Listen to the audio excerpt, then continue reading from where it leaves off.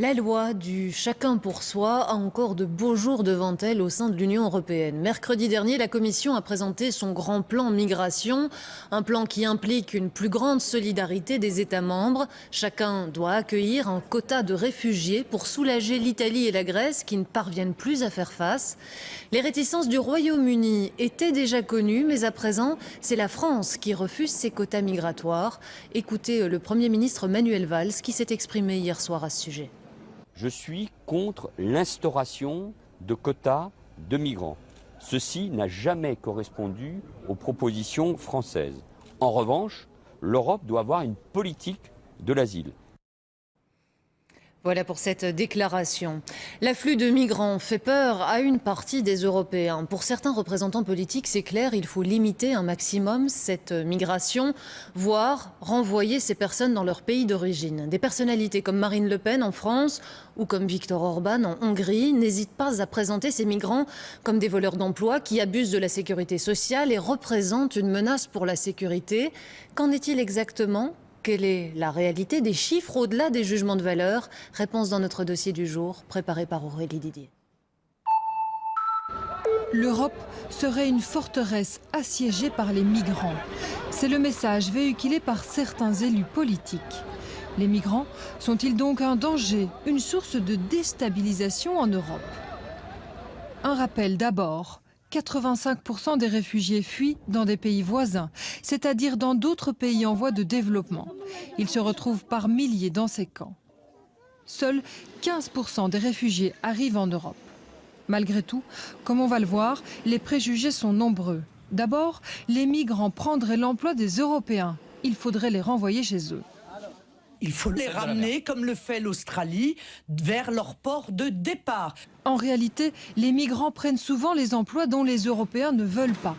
Patricia, qui vient du Cameroun, est même ravie de son job en Belgique. J'aime bien mon travail, j'aime bien tout ce qui m'entoure, j'aime bien l'hospitalité qu'ils m'ont apportée. Plusieurs études montrent aussi que les réfugiés sont particulièrement motivés. Ils ont souvent un esprit d'entreprise.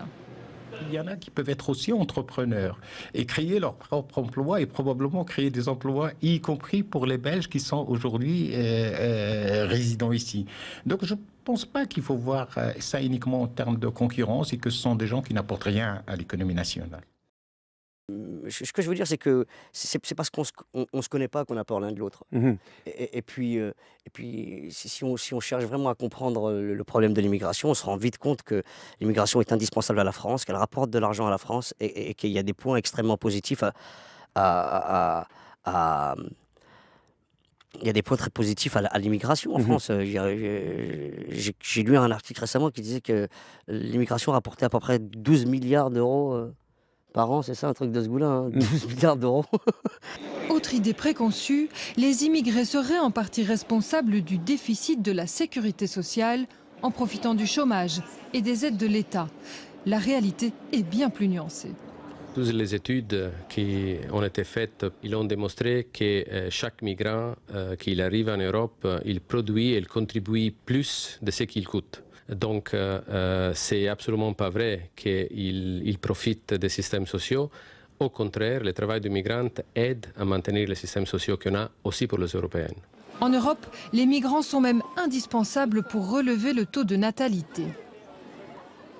L'Europe est un continent qui est en train de vieillir et donc on aura besoin de travailleurs migrants de plus en plus dans les prochaines années pour pouvoir soutenir les marchés du travail, les systèmes économiques, les systèmes de pension, de retraite, les systèmes sociaux qu'on a en Europe. D'ici 30 ans, l'Europe aura besoin de 45 millions de travailleurs migrants.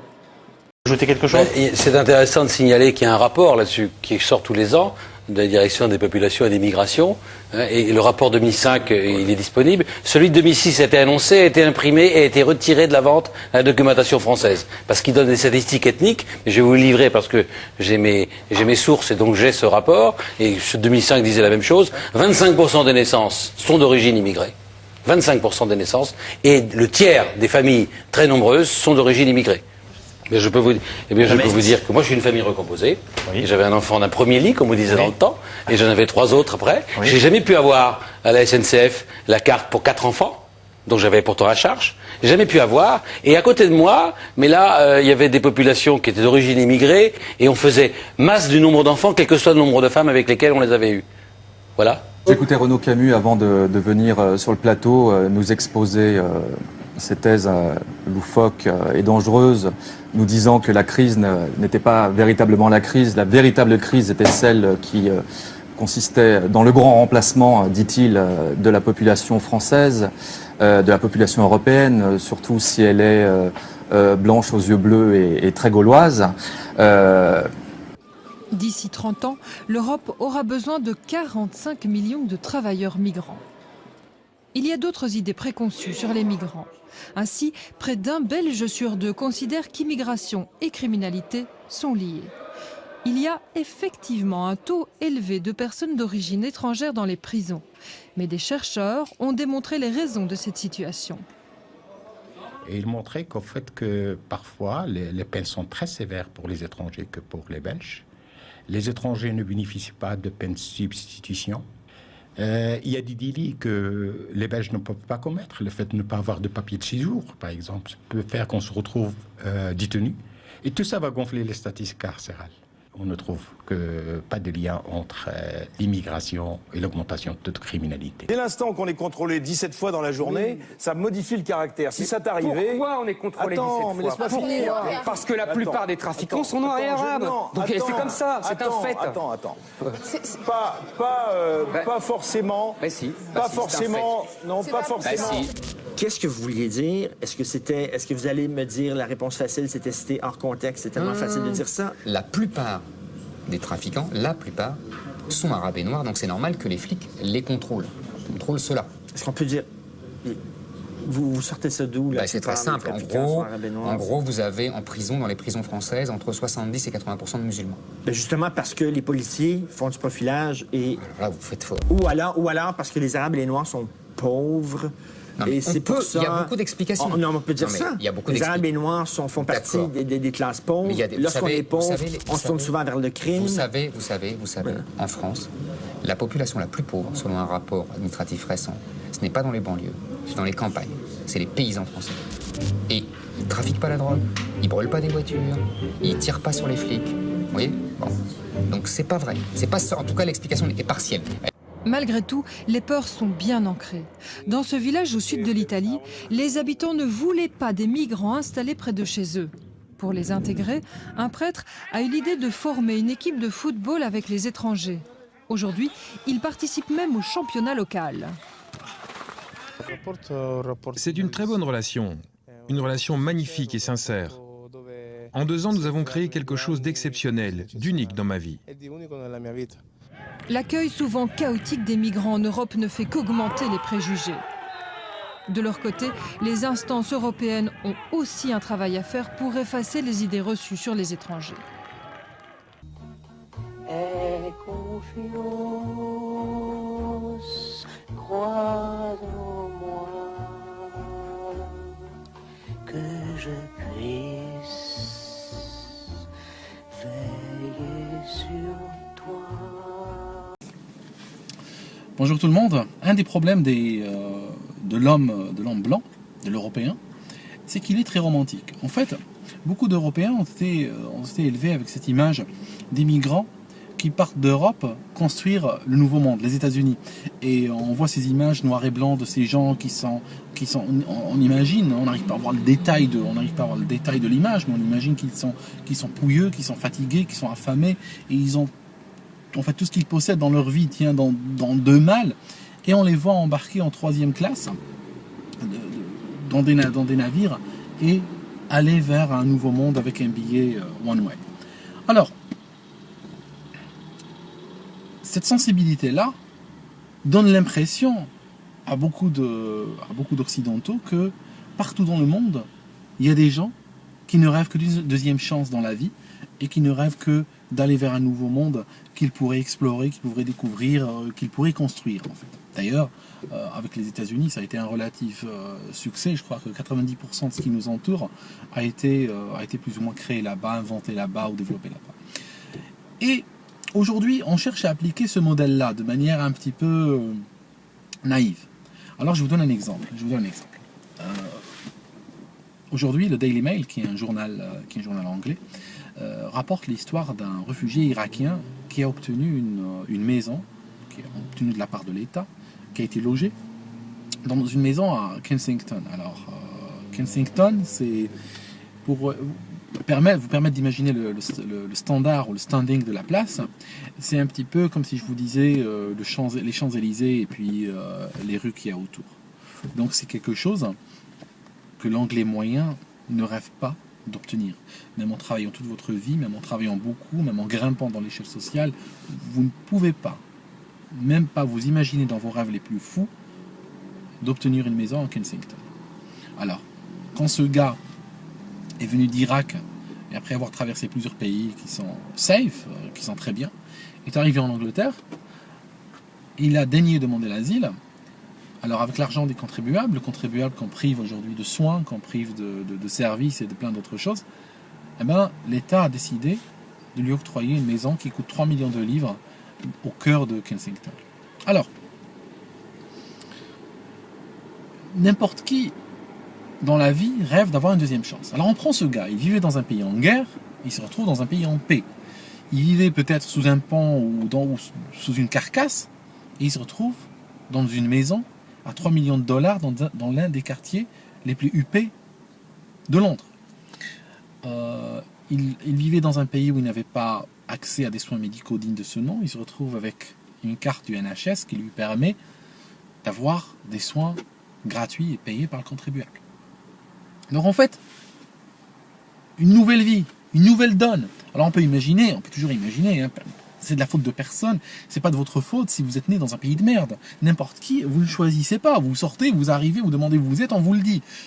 Mais en fait, c'est trop tard, vous n'avez aucun contrôle sur ça. Mais on espère que vous avez un contrôle sur vos aspirations, sur votre vie, sur votre manière de voir le monde. Et on espère que si la vie vous donne une autre chance, vous allez saisir cette chance et vouloir vous reconstruire. Moi, à mon niveau, si aujourd'hui un pays décidait de m'offrir un château et une rente de 10 millions d'euros, je pense que je vais essayer de saisir cette chance pour essayer d'apprendre plus de choses que je n'ai appris. Je vais essayer de faire plus de bien autour de moi que ce que j'ai pu faire déjà. Et c'est une nouvelle donne dans la vie. Ces donnes-là sont très rares. Ce que ce gars a eu dans sa vie, c'est absolument... C'est quelque chose d'inouï. C'est comme un cancéreux en phase terminale à qui on lui dit « tu es guéri ». C'est comme un aveugle qui arriverait à voir. C'est comme vous si vous gagnez 100 millions d'euros à la loterie. En fait, c'est une donne qui est très rare dans la vie. Qu'est-ce qu'il en a fait, cette donne-là? Lui et des gens qu'il a ramenés dans cette maison ont terrorisé Kensington. Ils ont attaqué des gens au couteau, ils ont dévalisé des restaurants, ils ont transformé la vie des gens en cauchemar. Et en fait, c'est là où est le problème aujourd'hui avec une certaine forme d'immigration. Il y a deux types de gens. Depuis toujours, je pense que depuis que l'humanité est humanité, il y a des gens, j'ai lu beaucoup de récits de voyage, il y a des gens qui ont été des voyageurs, qui ont voulu voyager et revenir vers leur pays. Il y a des gens qui ont voulu voyager et s'établir ailleurs. Et il y a des gens qui tenaient à leur terre et qui étaient nés et qui insistaient pour y mourir. C'est quelque chose sur laquelle on n'a aucun contrôle. Il y a des gens comme ça. Il y a des gens de divers types de catégories. Mais en fait, aujourd'hui, le problème qu'on a, c'est qu'une très grande partie des flux migratoires ne sont pas constitués de gens qui cherchent une nouvelle chance ou une nouvelle donne. Non, ce sont juste des voyous qui ont trouvé que dans leur pays, ils agressaient des gens et ils arrivaient à leur arracher quelques dinars irakiens, et que finalement ça n'en vaut pas la peine, et que s'ils peuvent agresser des gens ailleurs et en tirer des euros ou en tirer des livres sterling, c'est mieux, c'est plus rentable. C'est tout, ce n'est pas des gens qui cherchent au niveau philosophique, au niveau humain, qui cherchent une nouvelle donne.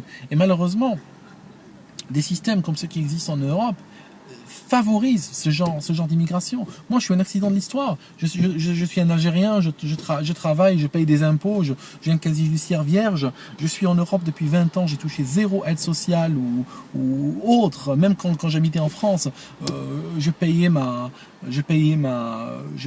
belle, je payais mes médicales, je payais les médicaments. Je payais les médicaments à la pharmacie. Pourquoi? Parce que je disais, oui, il y a le trou de la sécurité sociale, donc je paye. J'étais en galère et quand même, je sortais les derniers 20 euros qui me restaient ou les derniers 100 francs qui me restaient et je payais les médicaments juste pour essayer de résorber le trou de la sécurité sociale.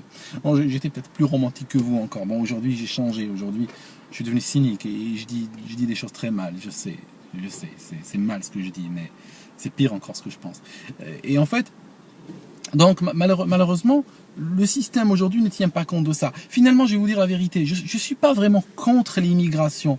Un immigré dans le sens américain du terme, on va dire celui qui cherche un nouveau monde pour se construire le nouveau monde, ça existe. Mais malheureusement, celui-là, il n'a même pas, celui-là n'obtient même pas un visa au départ. Celui-là, vous le voyez même pas, c'est très rare. Et celui-là, en général, il apporte quelque chose. Mais ça reste excessivement rare. Mais aujourd'hui, le système est ultra ouvert à tous les gens qui veulent juste casser, détruire, qui sont inutiles à eux-mêmes, inutiles à leur société, inutiles à l'humanité. Ce sont des gens qui, s'ils n'avaient pas existé, personne n'aurait remarqué leur absence. Personne n'aurait remarqué qu'ils n'existent pas. Et ce sont des gens qui n'ont qu'un seul rapport à l'autre, qui est un rapport de violence, qui est un rapport de vol, un rapport d'agression. Et ces personnes-là, malheureusement, aujourd'hui, dans des pays comme la France, sont extrêmement favorisés. Vous leur ouvrez le tapis rouge. Ici, c'est pareil. Ici, on est obligé de s'écarter à leur passage. C'est triste, je trouve. La vidéo s'arrête là. Je vous ferai une vidéo une autre fois. Bye. On est obligé de s'écarter. Ici, on est obligé de s'écarter. Ici, on est obligé de s'écarter à leur passage. Ici, on est obligé de s'écarter à leur passage. C'est triste, je trouve.